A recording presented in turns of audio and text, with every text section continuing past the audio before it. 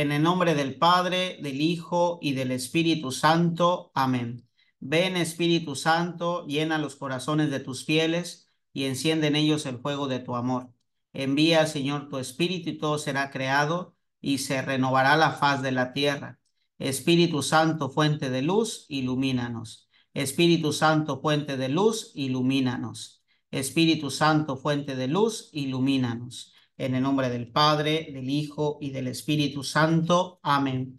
Bueno, les pido que saquen sus apuntes, por favor, saquen su libreta y pongan como título el canon bíblico. Así, pongan el título, canon bíblico. En esta clase vamos a hablar acerca del canon bíblico. ¿Qué es el canon bíblico?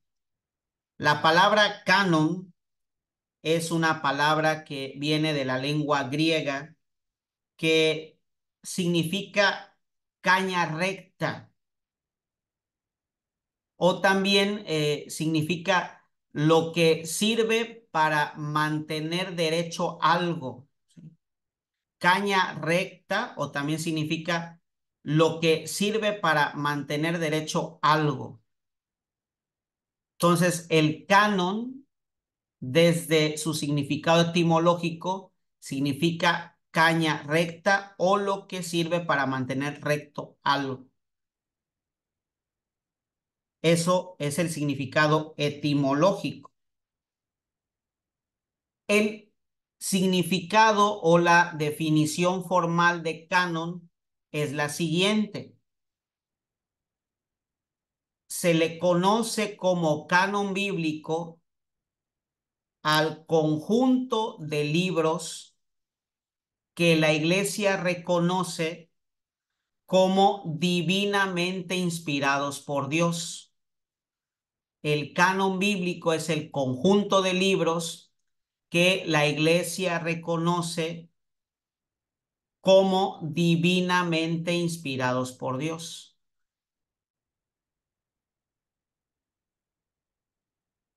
Eso es el canon bíblico, el conjunto de libros que la Iglesia reconoce como divinamente inspirados por Dios. Y aquí debemos hacer una precisión, ¿sí? ¿Cuántos libros tiene la Biblia católica? 73 libros. Quiere decir que esos 73 libros conforman el canon bíblico, ¿sí? La Iglesia ha definido que esos 73 libros son divinamente inspirados.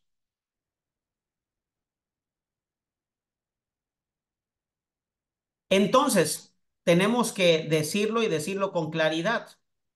La Biblia que conocemos, la Biblia católica conformada por 73 libros, es una Biblia, es un libro que ha sido autorizado por la Iglesia Católica. Digámoslo así, sin miedo a equivocarnos. La Biblia es un libro, sí, inspirado por Dios, por el Espíritu Santo, pero ha sido validado por la Iglesia Católica. ¿Eso qué quiere decir? Que si tenemos Biblia es gracias a la Iglesia Católica. De hecho, aquí les hago una pregunta fundamental. ¿Qué fue primero, la Biblia o la Iglesia Católica? Quien me responda tiene un punto en su examen final, que por cierto es hoy. La iglesia. Primero es la Iglesia, exactamente. Entonces, nuestra fe no es una fe bibliocéntrica, sino es una fe cristocéntrica. Es decir, para nosotros la revelación más importante, incluso antes que la Biblia, es Cristo. Nuestra fe no es bibliocéntrica, sino cristocéntrica. Cristo es el centro de nuestra fe. Y de hecho, para precisar históricamente, primero nació la iglesia antes de la Biblia. De hecho, ¿en qué momento nace la iglesia? La iglesia nace en el costado abierto de Jesús en la cruz, nace el día de la resurrección, nace el día de Pentecostés. Entonces, si queremos ser exactos en la fecha, la iglesia nace en el año 33, cuando se da el misterio de la muerte, resurrección y venida del Espíritu Santo. La iglesia nace en el año 33. Cristo funda la iglesia con su pasión, muerte y resurrección y la venida del Espíritu Santo. Y la Biblia es producto de la iglesia, porque la Biblia, sobre todo el Nuevo Testamento, es un libro pospascual, ¿sí? ¿Qué quiere decir eso, padre? De que la Biblia, sobre todo el Nuevo Testamento, es un libro pospascual, porque nace después de la Pascua, nace después de la resurrección. La iglesia nace en el año 33 y el primer libro del Nuevo Testamento se escribe hasta el año 55, es decir, 20 años después del hecho de la resurrección. Entonces, ¿qué fue primero, el huevo o la gallina? La gallina que dio paso al huevo. Padre, ¿Sí? eh, eh, Vuelva a encender su micrófono porque como que varios encendieron su micrófono y se comenzó a viciar. La que quería hacer una pregunta, a ver, pregunte. ¿No hay preguntas? La que estaba haciendo una pregunta, encienda su micrófono y vuelva a preguntar.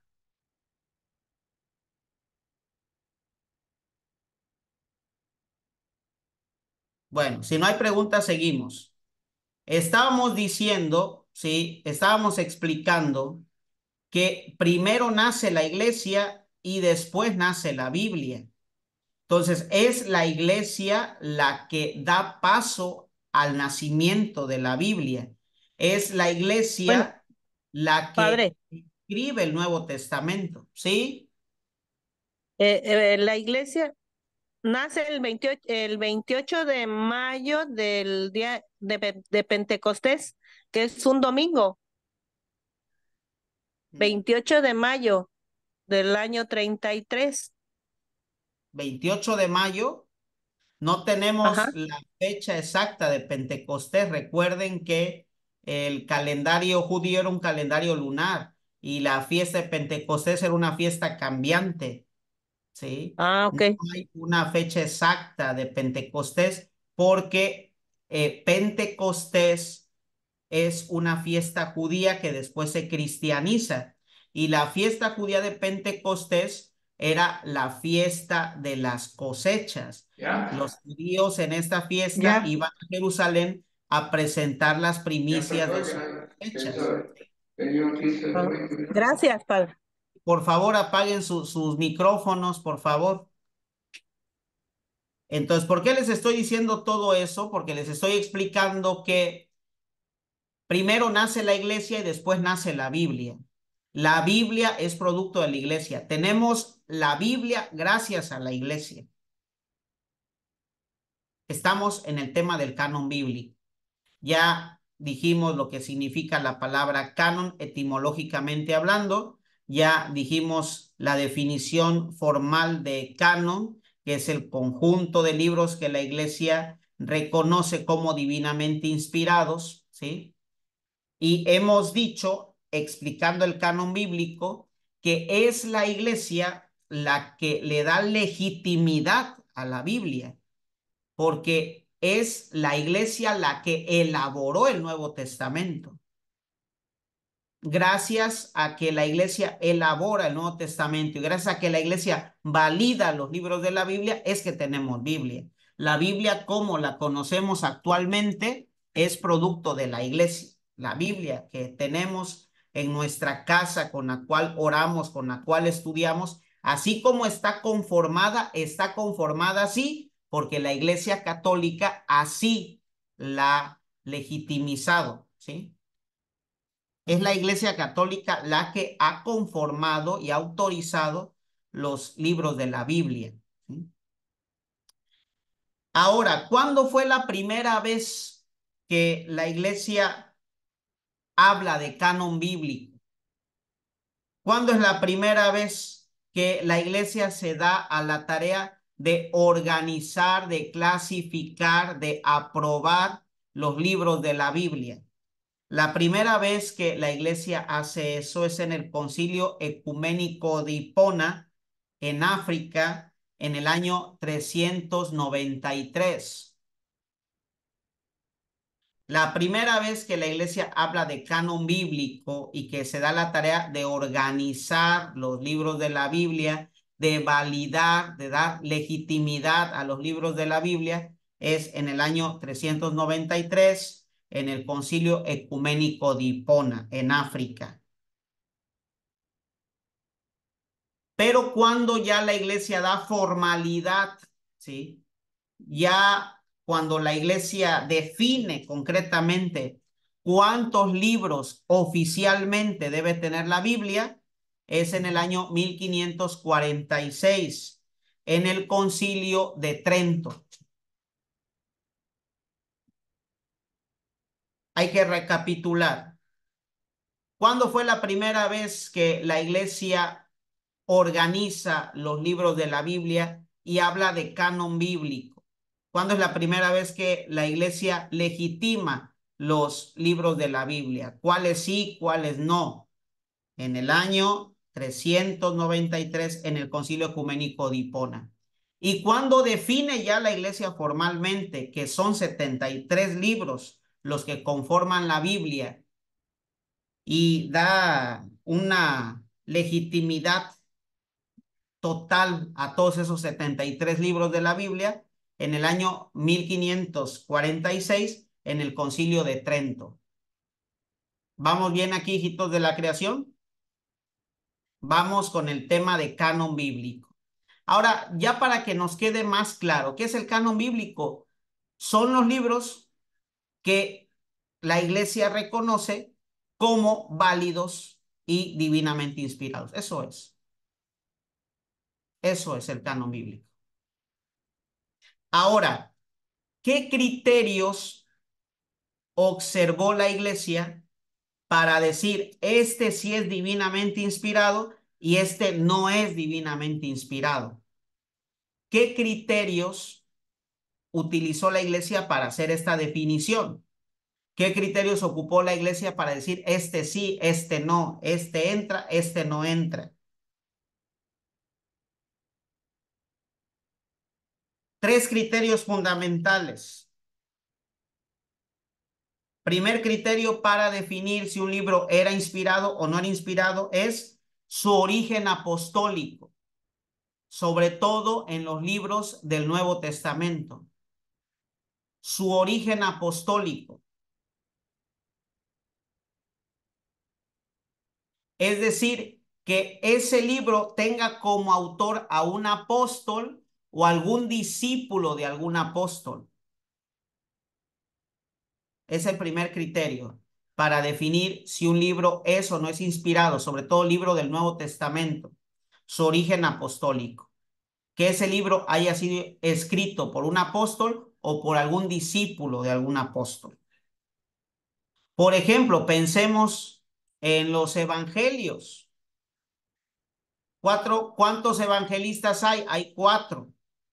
2 de ellos fueron apóstoles y 2 de ellos fueron discípulos de apóstoles.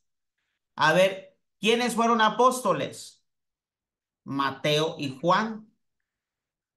¿Quiénes fueron discípulos de apóstoles? Lucas y Marcos. Lucas, discípulo del apóstol San Pablo. Marcos, discípulo del apóstol San Pedro. Entonces, el primer criterio para definir si un libro es inspirado o no lo es, sobre todo hablando del Nuevo Testamento, es que ese libro tenga origen apostólico. Segundo criterio para definir la canonicidad de un libro.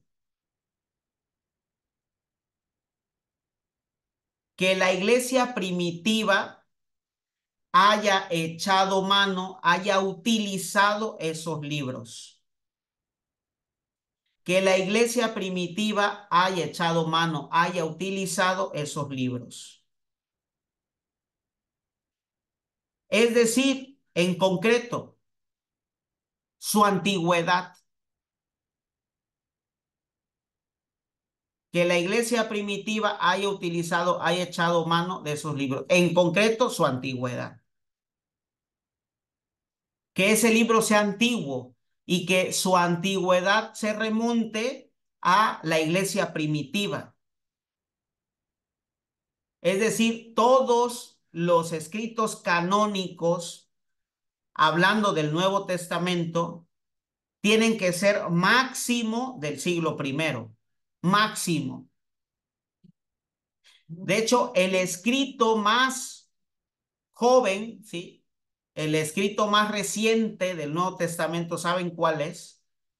El escrito más joven, el más reciente, el último en elaborarse, es el libro del Apocalipsis, que se escribió aproximadamente entre el año 110. Es el libro más reciente, el más joven, ¿sí? El año 110. Después del año 110 ya no hay ningún libro canónico. Entonces es otro criterio fundamental. Para saber si un libro es canónico o no es canónico es su antigüedad. Que sea un libro antiguo, que se remonte a la iglesia primitiva. Por ejemplo, si se descubre un libro que habla de Jesús, que es del siglo V, del siglo VI, del siglo VII, pues no puede ser canónico, porque no es un libro antiguo y no se remonta a la iglesia primitiva. ¿Sí? Es lo que yo no entiendo de algunos católicos, ¿sí? Hace muchos años se me acercó una señora, ¿sí? Una viejita, bien escandalizada que porque había leído el libro Código Da Vinci, ¿sí? El Código Da Vinci, que habla ahí de María Magdalena, que tuvo hijos con Jesús, etcétera, etcétera, etcétera. Y estaba escandalizada la señora, que cómo es posible, que le digo, hermana, ese libro lo acaba de escribir Dan Brown hace unos años, no tiene ni 50 años de que se escribió. ¿Cómo le vas a dar crédito tú a un libro que se acaba de escribir, que lo escribió un autor que ni conoció a los apóstoles, que ni conoció a Jesús? ¿Cómo le vas a dar más credibilidad a eso que a los evangelios que fueron escritos por los mismos apóstoles, por los mismos discípulos que conocieron, que estuvieron y que vivieron con Jesús? Entonces, por eso un criterio de la canonicidad es que los escritos, los libros de la Biblia sean antiguos y que se remonten a la iglesia primitiva, ¿sí? ¿Vamos bien aquí, hijitos de la creación? ¿Sí?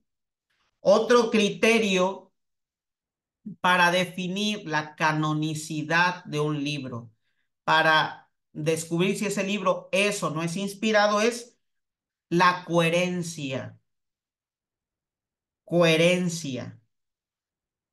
¿Esto qué quiere decir? Que lo que enseña ese libro sea coherente, esté en armonía con los demás libros de la Biblia. Que lo que contiene ese libro no desdiga, no contradiga el mensaje de los demás libros de la Biblia. Es decir, que ese libro tenga coherencia, tenga armonía, ¿sí? Que sea coherente con el resto de la Biblia.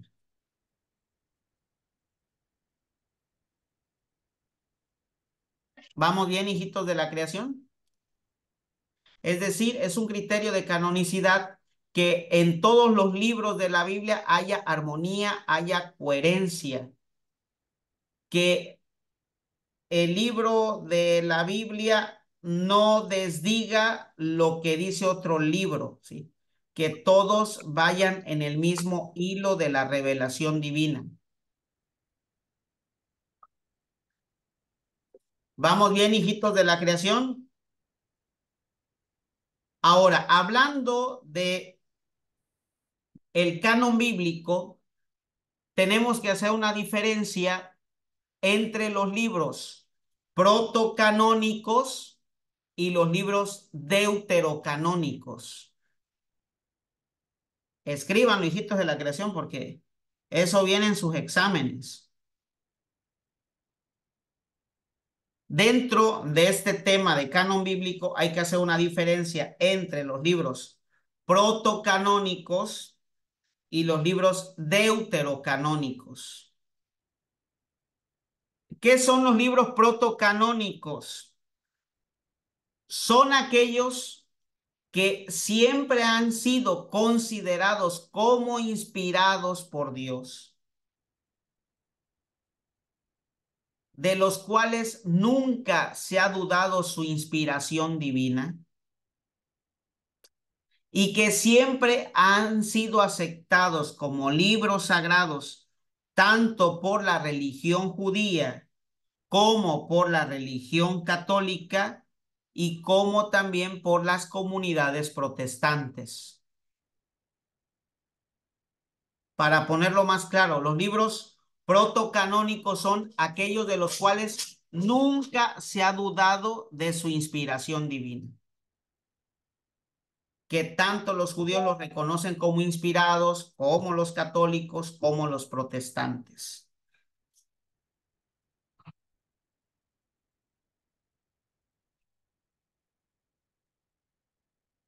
¿Y cuáles son esos libros? Sobre todo son los libros del Antiguo Testamento. La mayoría de los libros del Antiguo Testamento son considerados como libros protocanónicos.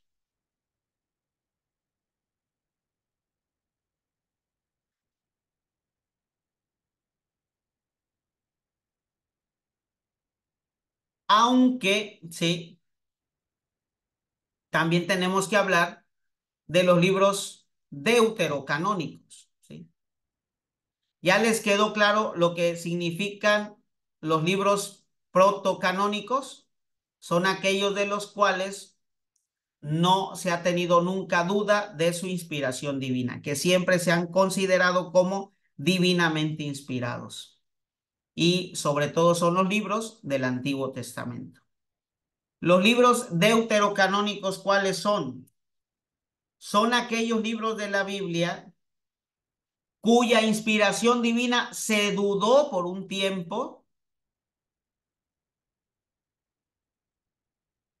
pero que después se reconocieron como divinamente inspirados. Son aquellos libros de la Biblia que por algún tiempo se dudó de su inspiración divina, pero después fueron reconocidos como divinamente inspirados. Hay 7 libros deuterocanónicos del Antiguo Testamento y 7 libros deuterocanónicos del Nuevo Testamento. Ojo, ¿qué es un libro deuterocanónico? Aquellos de los cuales se dudó en un principio de su inspiración divina, pero después se reconocieron como divinamente inspirados. Y dentro de los libros deuterocanónicos hay 7 del Antiguo Testamento y 7 del Nuevo Testamento. ¿Cuáles son los 7 del Antiguo Testamento? Escriban: Tobías, Judith, Sabiduría, Eclesiástico, Barut y Primera y Segunda de Macabeos. Vuelvo a repetir, los 7 libros deuterocanónicos del Antiguo Testamento son Tobías, Judith, Sabiduría, Eclesiástico, Barut y Primera y Segunda de Macabeos. Y algunos fragmentos, eso ya se lo digo como comentario solamente, y también por algún tiempo se dudó de algunos fragmentos del libro de Daniel y de Esther, ¿sí? Algunos fragmentos, ¿sí? Pero eso ya se lo digo como comentario, ¿eh? Pero los libros deuterocanónicos del Antiguo Testamento son Tobías, Judith, Sabiduría, Eclesiástico, Barut y Primera y Segunda de Macabeos. Ahora, del Nuevo Testamento también hay libros deuterocanónicos, de los cuales se dudó en un principio su inspiración divina y después se aceptaron como divinamente inspirados. ¿Cuáles son esos 7 del Nuevo Testamento? Carta a los Hebreos, Carta de Santiago, Segunda de Pedro, Segunda y Tercera de Juan, Apocalipsis y algunos versículos de el Evangelio de Marcos. Algunos versículos del Evangelio de Marcos. Carta a los Hebreos, Carta de Santiago, Segunda de Pedro, Segunda y Tercera de Juan, Apocalipsis y algunos versículos del Evangelio de Marcos. ¿Vamos bien, hijitos de la creación? Entonces, estamos con el tema del canon bíblico, ¿sí? Ya dijimos lo que significa etimológicamente, ya dijimos su definición formal, ya dijimos que primero nace la iglesia y después nace la Biblia, que es la iglesia la que conforma la Biblia, la que legitima la Biblia, la que aprueba los libros de la Biblia. Ya dijimos los criterios que siguió la iglesia para definir que un libro es legítimamente inspirado o un libro no es legítimamente inspirado. También ya hablamos de los libros protocanónicos, hablamos también ya de los libros deuterocanónicos. Ya dijimos que dentro de los libros deuterocanónicos hay 7 deuterocanónicos del Antiguo Testamento y 7 deuterocanónicos del Nuevo Testamento, ¿sí? Ahora, dentro de este tema de canon bíblico, también es necesario que sepamos lo que son los libros apócrifos, ¿sí? Pongan como subtítulo. Libros apócrifos.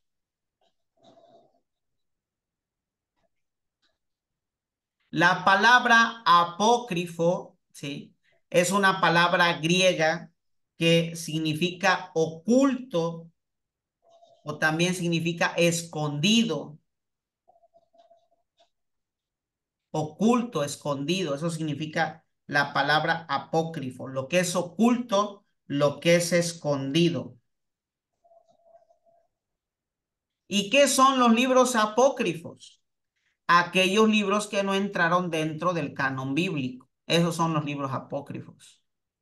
Aquellos libros que no entraron dentro del canon bíblico.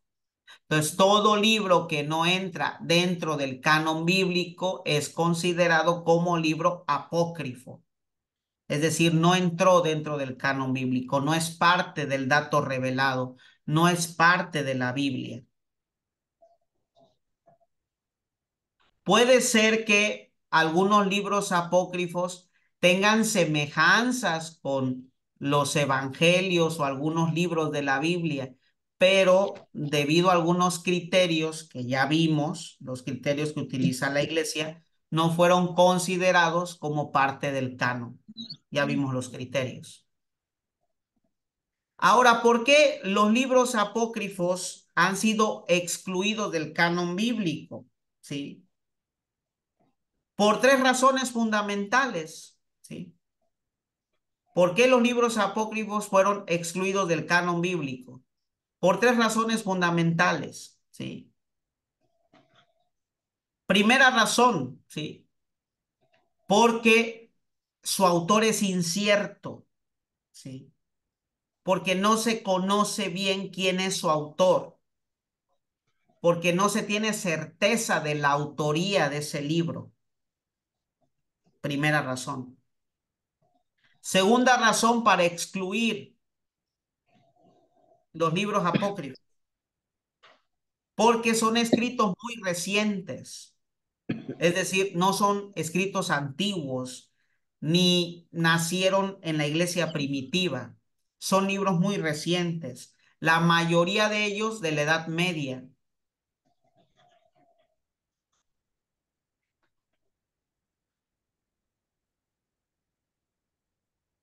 Y una tercera razón y la fundamental, porque muchos de esos libros contienen errores teológicos y doctrinales. Porque muchos de esos libros tienen errores teológicos y doctrinales.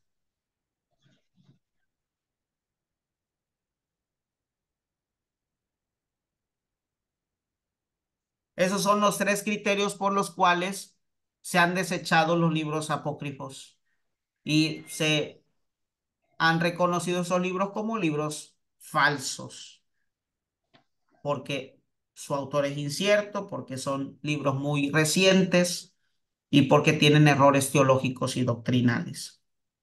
Y hay muchos libros apócrifos. Por ejemplo, les doy algunos ejemplos de libros apócrifos. El libro de Enoch, sí, es considerado un libro apócrifo. El Evangelio de Judas Iscariote también es un libro apócrifo. El Evangelio de Tomás también es un libro apócrifo. El Evangelio de María Magdalena es un libro apócrifo. El Evangelio de los Hebreos es un libro apócrifo. El Evangelio según San Pedro es un libro apócrifo. El protoevangelio de Santiago es un libro apócrifo. Que quisiera yo resaltar dentro de estos libros apócrifos, quisiera resaltar que, ojo, los libros apócrifos fueron aquellos que no son parte del canon bíblico, es decir, que no son parte de la Biblia, y con eso quiere decir que no son datos revelados. Pero ojo, no quiere decir que sean malos, ¿eh? O sea, no quiere decir que sean libros satánicos, libros pecaminosos. No, no, no. Incluso los podemos leer, ¿sí?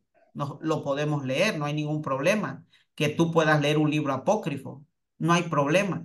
Pero ten en cuenta que si lees un libro apócrifo, no estás leyendo un libro divinamente inspirado. Es un libro de algún autor cristiano, es un libro que escribió en su momento algún católico, ¿sí?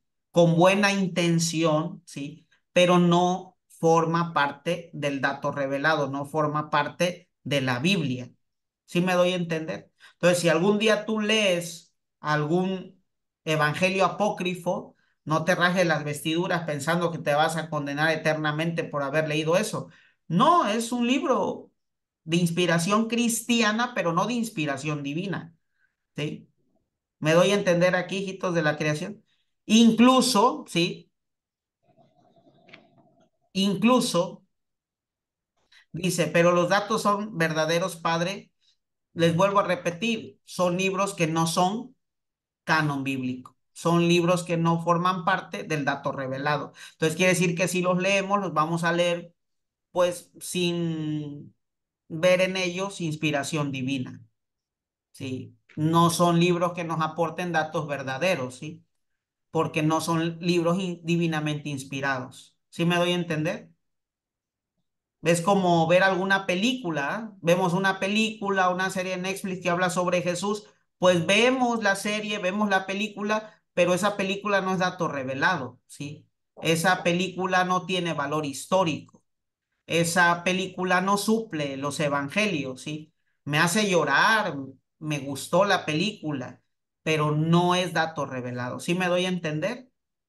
Así podemos también leer los evangelios apócrifos, los libros apócrifos. Los podemos leer, sí, pero teniendo en cuenta que no son datos revelados. Aunque, sí, hay un evangelio apócrifo que a lo largo de los siglos ha suscitado algunas tradiciones cristianas, ha inspirado algunas tradiciones cristianas. Por ejemplo, el protoevangelio de Santiago, que es de los evangelios apócrifos de los más antiguos, ¿sí? Yo les había dicho que todo libro del canon bíblico se remonta al siglo primero, ¿sí? ¿Sí se acuerdan que les dije eso? Todo libro del canon bíblico se remonta al siglo primero, ¿sí? Después del siglo primero ya no hay libros divinamente inspirados, ¿sí? Pero dentro de los evangelios apócrifos, el más antiguo es el protoevangelio de Santiago, que es un evangelio apócrifo que se encontró a finales del siglo segundo, el protoevangelio de Santiago. Digamos que de los libros apócrifos es el más antiguo, se encontró en el siglo segundo. Y sobre todo el protoevangelio de Santiago nos habla mucho de la infancia de María y de la infancia de Jesús. Y también habla sobre algunas cosas de la pasión de Cristo. Ujú. Por ejemplo, ¿no? El protoevangelio de Santiago habla acerca de que los papás de María, San Joaquín y Santa Ana, presentaron a la Virgen Santísima cuando era una niña de 3 años en el templo de Jerusalén. La presentaron para consagrarla a Dios. Esto lo dice el protoevangelio de Santiago. De ahí los cristianos católicos tomaron la costumbre de presentar a los niños en el templo cuando cumplen 3 años, ¿sí? De ahí nace esa tradición de presentar a los niños en el templo cuando cumplen 3 años. Nace la tradición a raíz de lo que dice el protoevangelio de Santiago sobre la Virgen María, que fue presentada por sus padres en el templo de Jerusalén cuando ella cumplió 3 años. O sea, el protoevangelio de Santiago dentro de los evangelios apócrifos es el que más antiguo es y el que más ha suscitado en la cristiandad algunas tradiciones, ¿sí? Vamos bien, hijitos de la creación, si me doy a entender aquí. No los revolví, ¿no? Sí me di a entender. Eso espero. Muy bien. Ahora hay, hay otro tema que es bien importante que tengamos en cuenta, ¿sí? Pónganlo como título. Interpretación de la Biblia. Así pónganlo. Interpretación de la Biblia. Interpretación de la Biblia. Cuando hablamos de interpretación de la Biblia, ¿sí? Tenemos que considerar tres cosas: el autor, el texto y el lector. Cuando hablamos de interpretación de la Biblia, tenemos que considerar tres cosas: el autor, el texto y el lector. El autor, ¿sí? ¿Qué quiso decir el autor al escribir ese libro? ¿Cuál fue la intención del autor al escribir ese libro? ¿Qué mensaje quiso dar el autor al escribir ese libro?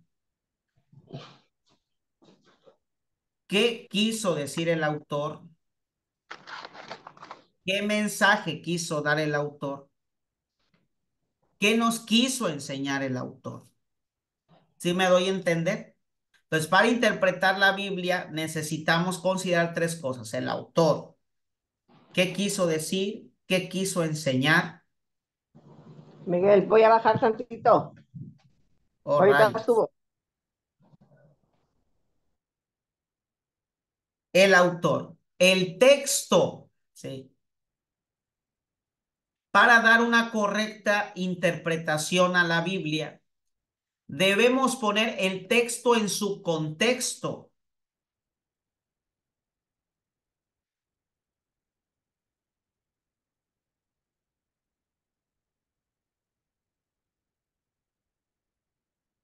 Para entender perfectamente las Sagradas Escrituras, debemos considerar el autor, qué quiso decir, qué quiso enseñar, qué quiso transmitir. El texto, debemos poner el texto en su contexto social, en su contexto histórico, en su contexto cultural, en su contexto religioso.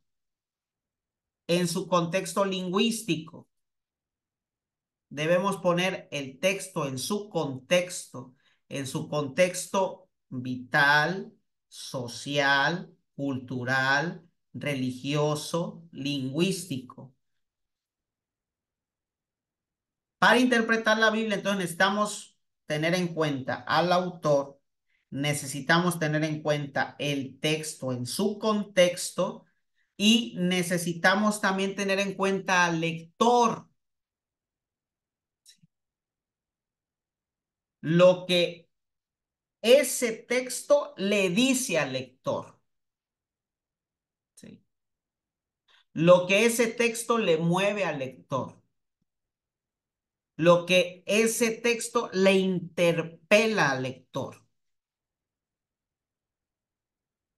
Porque, por ejemplo, el hijo pródigo, aunque a todos nos habla del amor de Dios, de su perdón, de su misericordia, a cada uno nos mueve de manera distinta.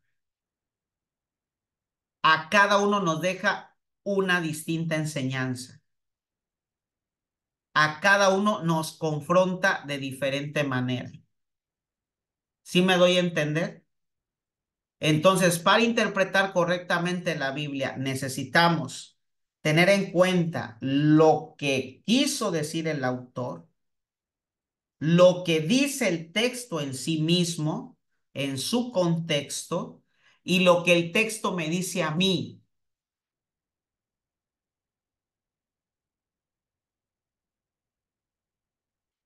Ahora también, cuando hablamos de interpretación de la Biblia, debemos tener en cuenta dos conceptos fundamentales. El concepto exégesis y el concepto hermenéutica, ¿sí? Para hablar de interpretación de la Biblia, debemos tener en cuenta dos conceptos fundamentales: el concepto exégesis y el concepto hermenéutica. La palabra exégesis etimológicamente significa extraer.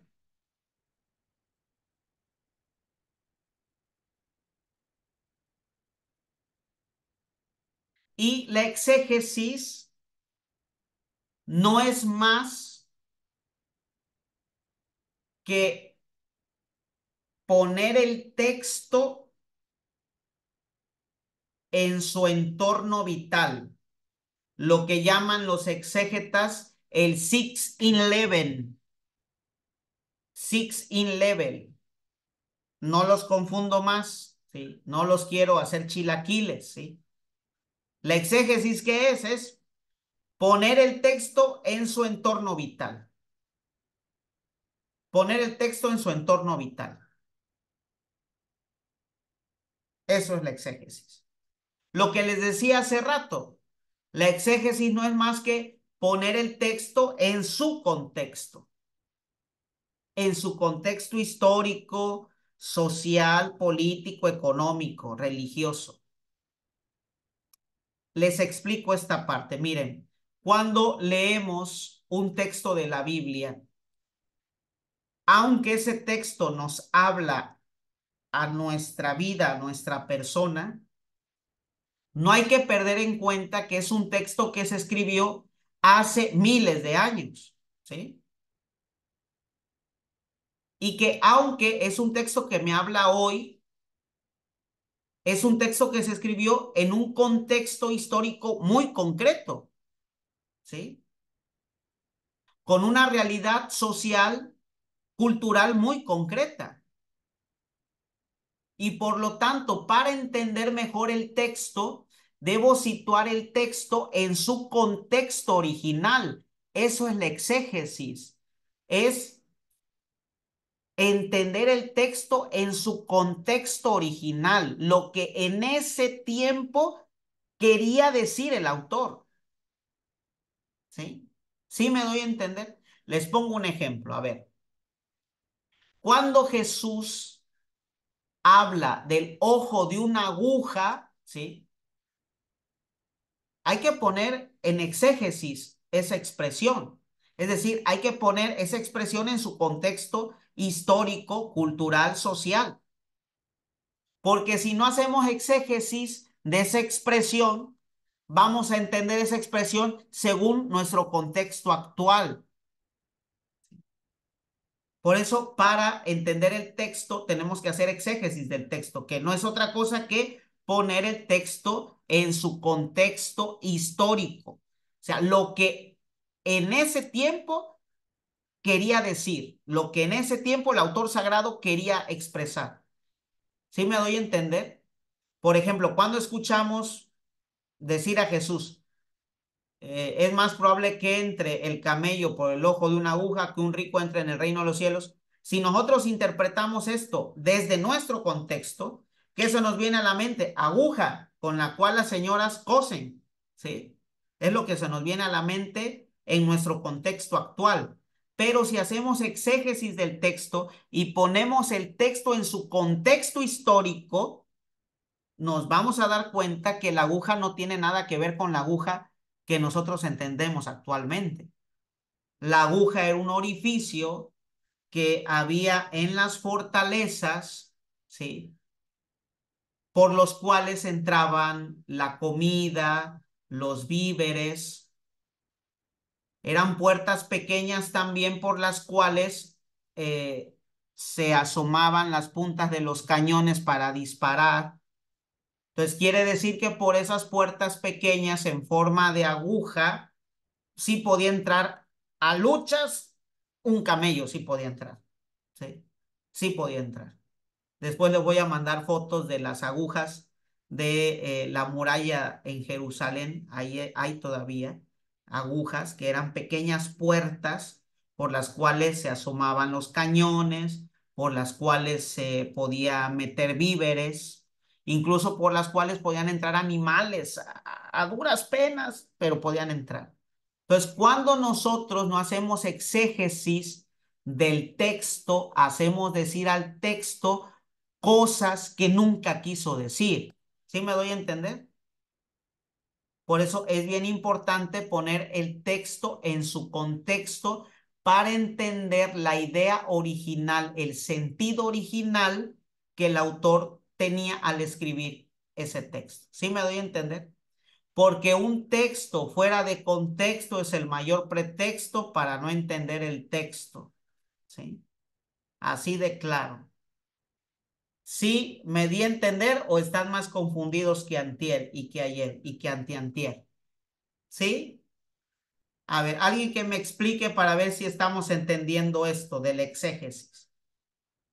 La exégesis es no interpretar el texto según mis criterios actuales, sino irme a la historia, al origen y poner el texto en su contexto original. ¿Sí? ¿Me doy a entender? Les pongo otro ejemplo, ¿no? Los hermanos separados, ¿no?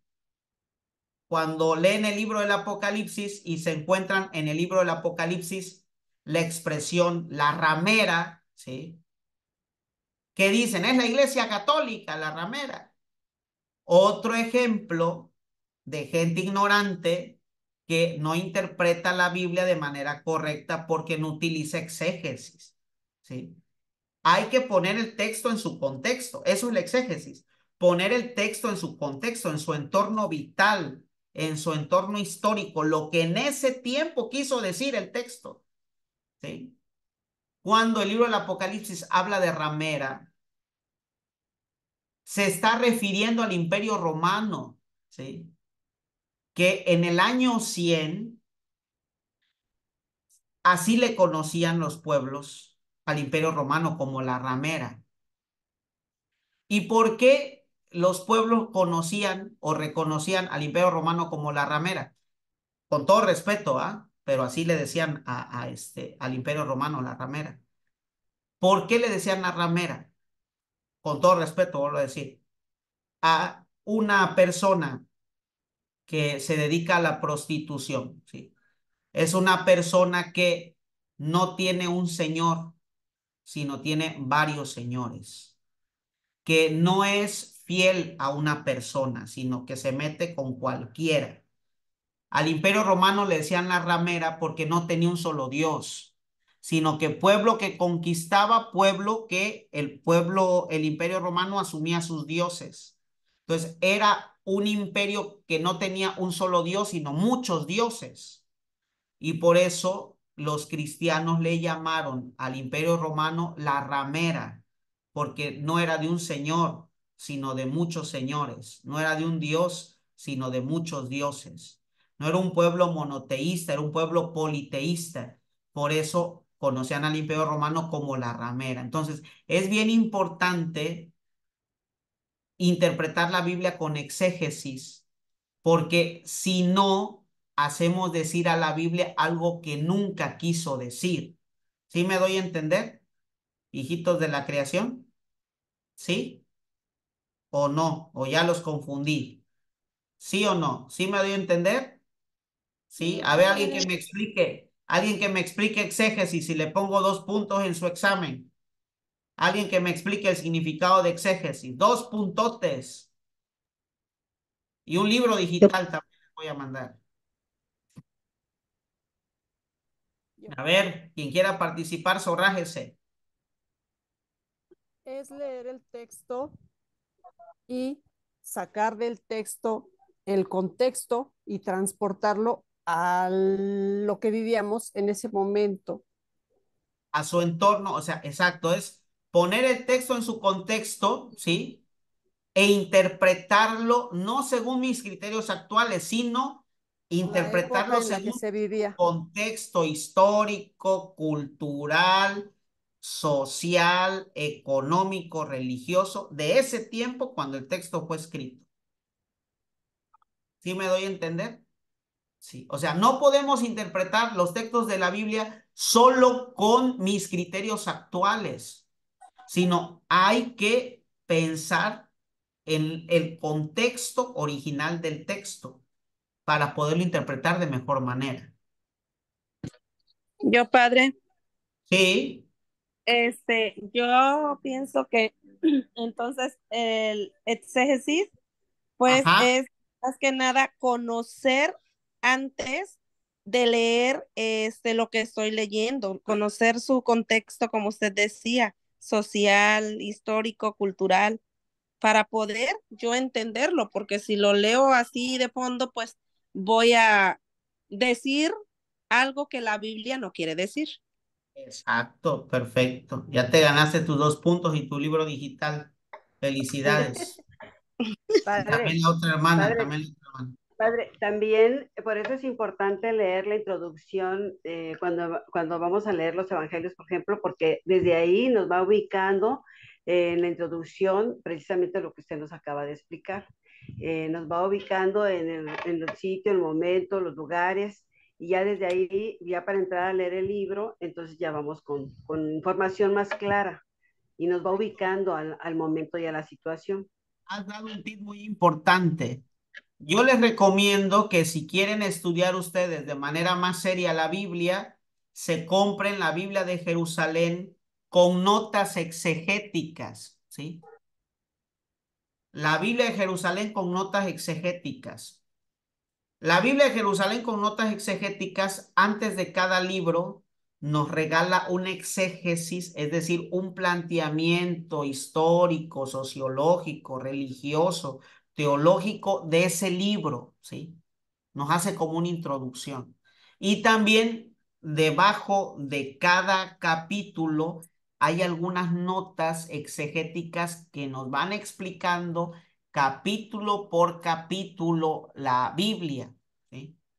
Y nos van aclarando en las notas exegéticas lo que Jesús o el autor sagrado quiso decir en ese momento, ¿sí? Eso es interesantísimo, porque de esa manera ponemos el texto en su contexto vital, en su contexto original, y no hacemos decir al texto algo que nunca quiso decir, ¿sí? Vamos bien, hijitos de la creación. Eso es exégesis. Ahora, hermenéutica. ¿Qué significa la palabra hermenéutica? La palabra hermenéutica significa interpretación. Y la hermenéutica no es otra cosa más que actualizar el mensaje a mi vida. Eso es la hermenéutica. Actualizar el mensaje a mi vida. Esa es la hermenéutica bíblica, ¿sí? Actualizar el mensaje en mi vida. Lo que la Biblia me dice a mí, en mi contexto personal, en mi contexto de vida. Eso es la hermenéutica. Es actualizar el mensaje en mi vida. Si la exégesis es poner el texto en su contexto histórico, sociológico, cultural, social, poner el texto en su entorno vital original, la hermenéutica es actualizar el mensaje en mi vida. ¿Sí? Lo que ese texto me dice a mí, a mi persona, lo que ese texto me dice hoy, en lo que ese texto me ilumina hoy. ¿Vamos bien, hijitos de la creación? Por ejemplo, la homilía que el sacerdote dice los domingos o en cada misa, tiene que ser algo de exégesis, de poner el texto en su contexto histórico y explicarnos el texto en su origen, pero también tiene que ser algo de hermenéutica, ¿sí? Actualizar el mensaje a la vida de hoy, lo que el texto me dice a mí.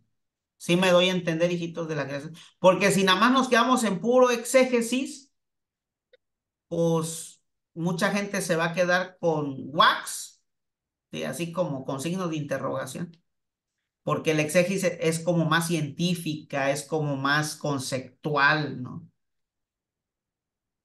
Entonces, necesitamos que la Biblia sea estudiada en su entorno vital, en su entorno original, en su contexto histórico, pero también necesitamos que la Biblia nos hable hoy, porque es palabra de Dios, es palabra actual, es palabra que se dirige hoy a mí y que me dice hoy algo a mí y que tiene algo que decirme a mí, ¿sí? Vamos bien, hijitos de la creación. Entonces, ya nos queda clara la distinción entre exégesis y hermenéutica, ¿sí?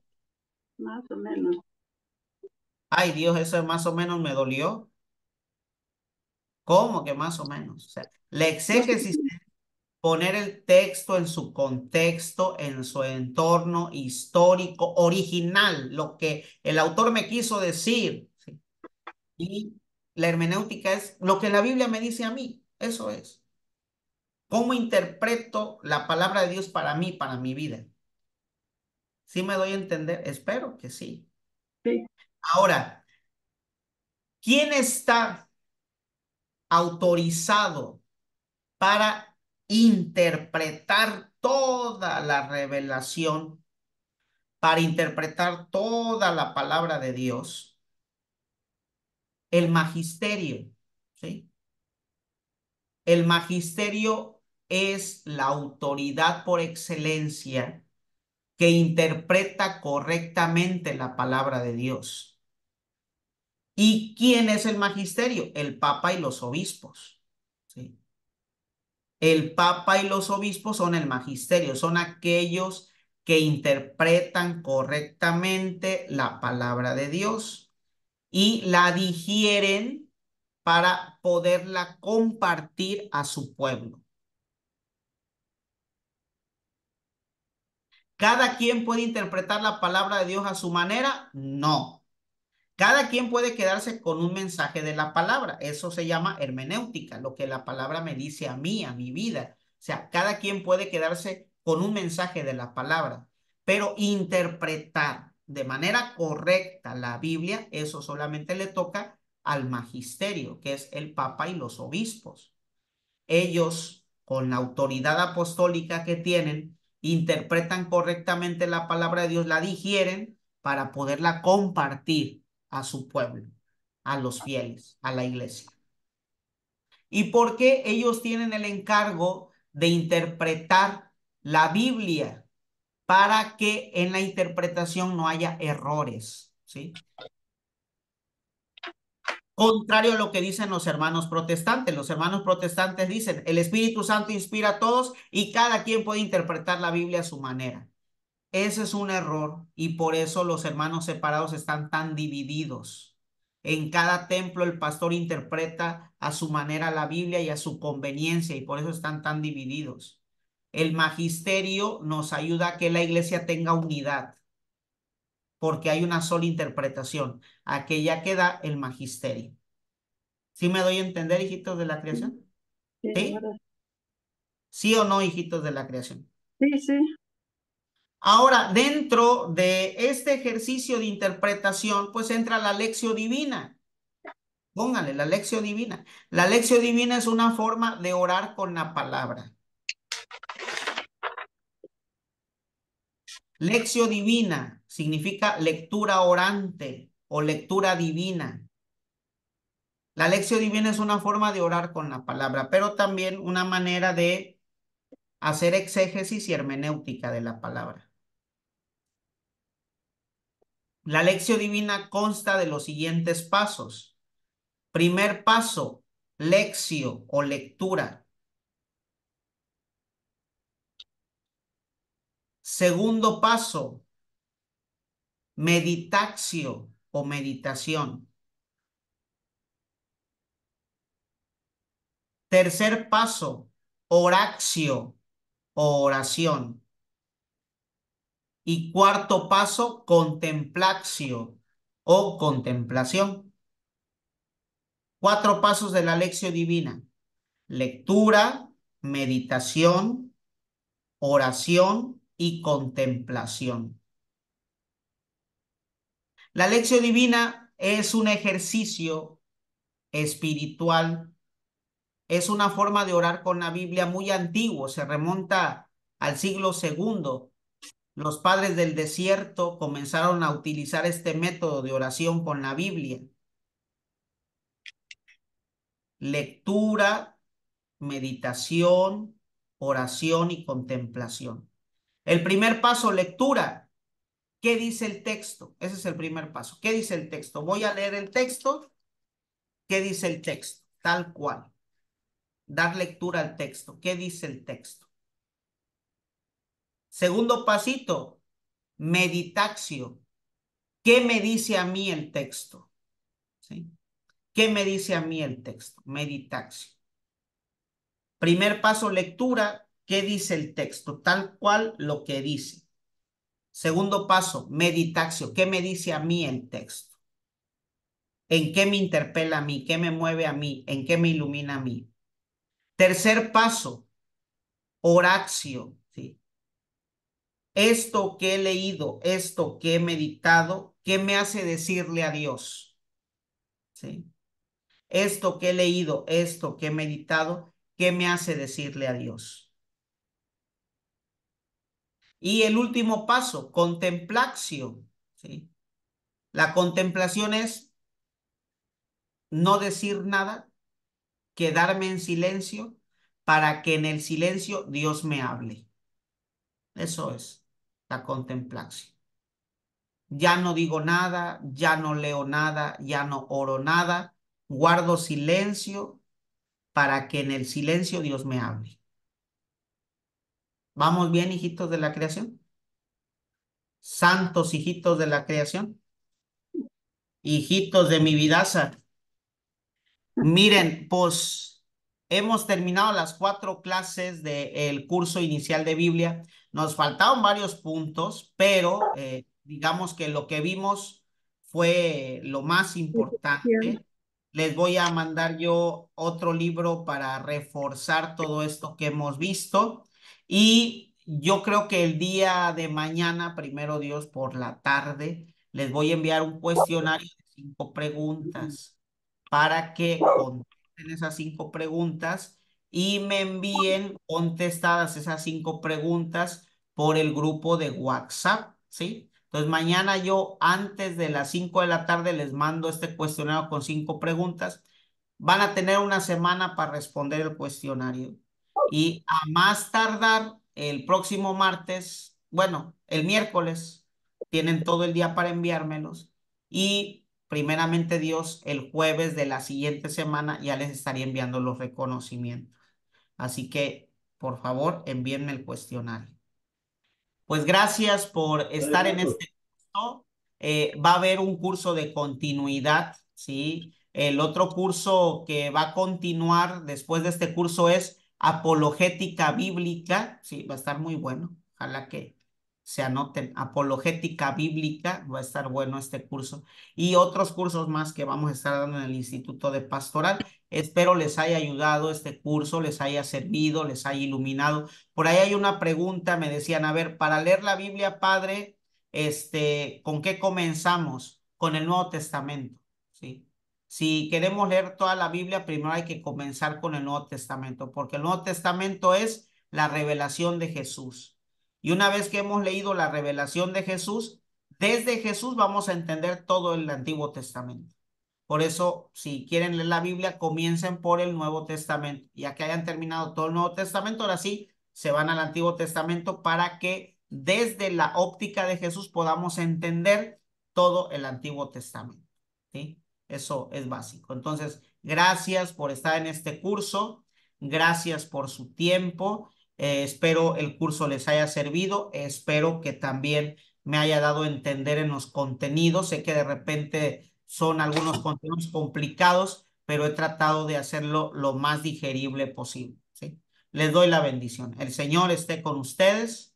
La bendición del Todopoderoso, Padre, Hijo y Espíritu Santo, descienda sobre ustedes y les acompañe siempre. Amén. Vayamos en paz. Demos gracias a Dios. Demos gracias a Dios. Gracias a Dios. Les vamos a dar una evaluación ahí en el grupo de WhatsApp para que me vayan a evaluar. Y también, por favor, estén atentos de los cursos del instituto para que sigan formándose. Dios les bendiga. Hasta luego. Hasta luego, padre. Padre.